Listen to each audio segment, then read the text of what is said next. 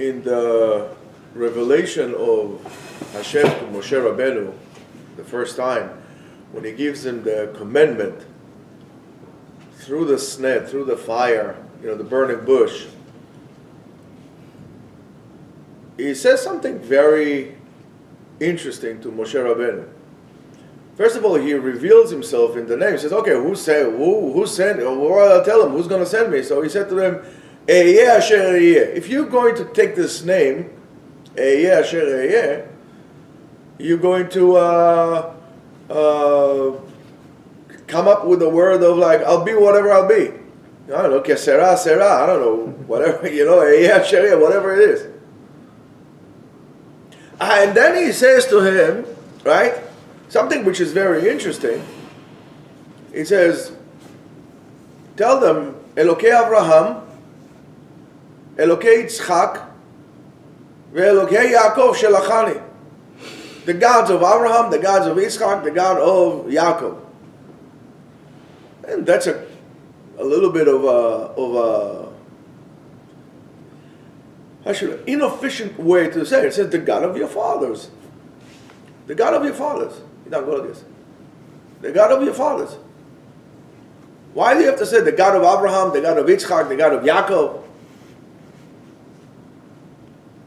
I think there's a great hint here for what Judaism really is about and how sometimes, and I'm sure there are going to be many people going to be up in arms. But as usual, I don't care. Whatever needs to be said, it's going to be said.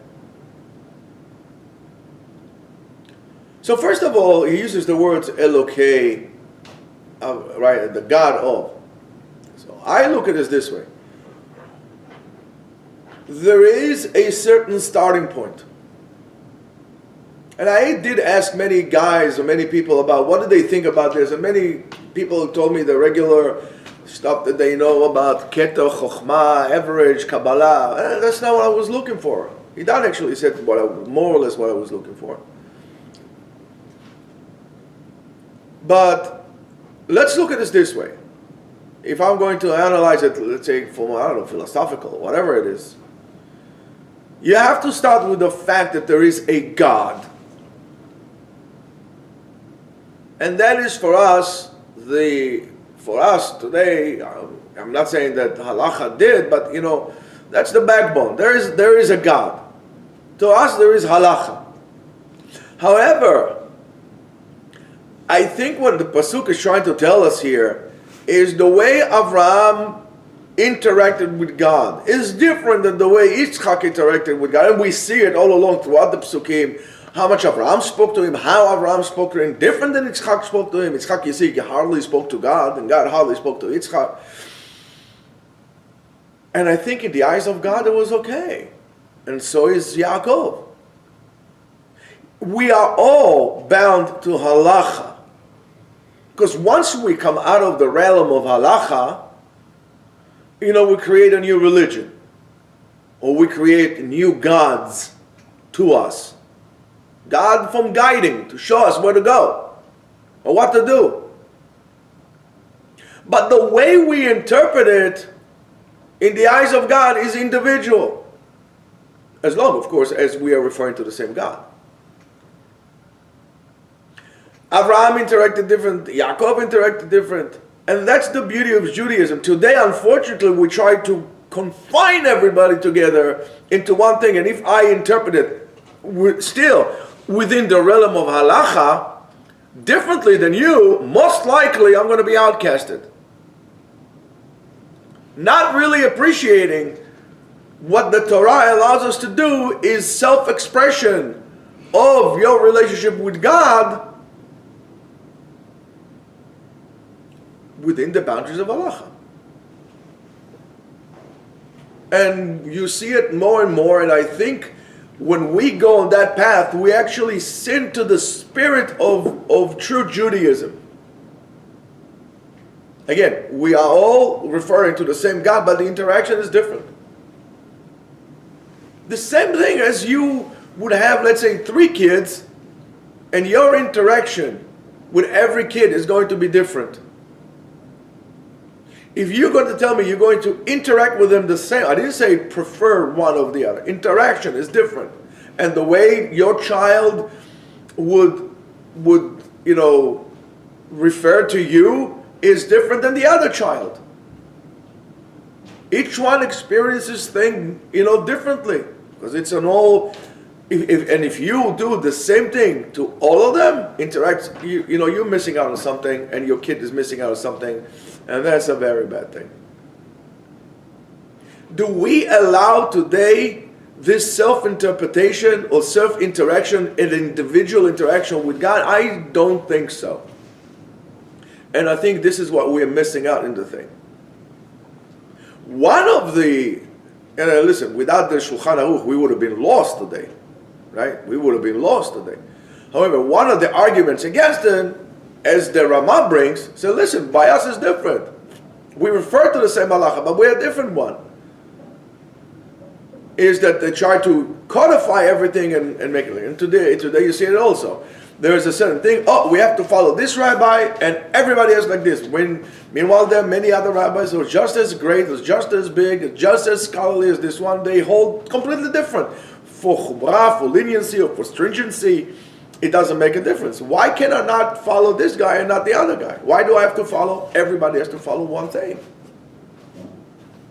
That is, I think, a crime against the spirit of Judaism the way it is. Again, as long as you are within the boundaries of halacha. And I think the name Eheyeh Asher Eheyeh represents this better than anything. I'll be whatever I'll be.